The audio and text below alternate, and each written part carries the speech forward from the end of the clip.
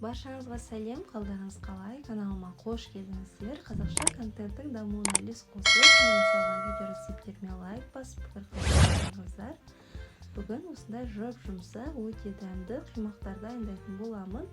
Алдымен видеоны көрмес бұрын подписаться батырмасын басып, каналға тіркеліп алыңыздар. Ең бірінші құрғақ таза ыдысымызға 2 жұмыртқаны жарып, үстіне қантты қосып араластырып аламыз. Одан кейін 200 мл сүт және 200 мл ыстық суды құйып араластырамыз. Жарты шай қасық ас содасын қосамыз. Одан кейін ұнды еліктен өткізіп қосатын боламыз.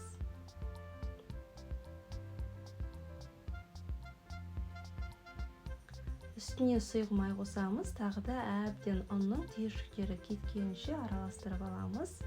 Менің каналымның дамуына үлес қосып, осы видео сіздерге пайдалы болса, ұнаса, поделиться батырмасын басып, достарыңызға, әпке-сіңлілеріңізге жіберіп қойыңыздар, және каналға да тіркеле отырыңыздар.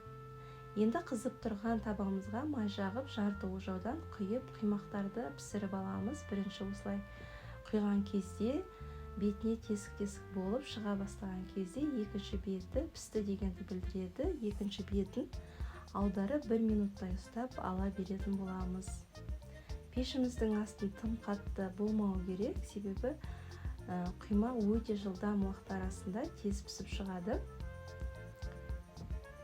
Ожауымызды толтырып құюдың қажеті жоқ, себебі ол кезде қимақтар қалың болып пісетін болады. Сондықтан жарты ожаудан аз-аздан құя отырып пісіреміз.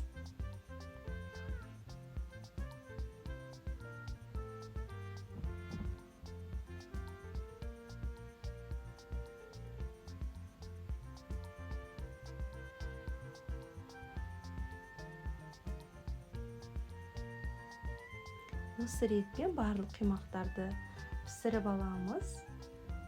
Осымен жұмсақ, өте дәмді қимақтарымыз дайын болды. Видеоның соңына дейін көрсеңіз, ұнаса лайк басып, пікір қалдыра отырыңыз.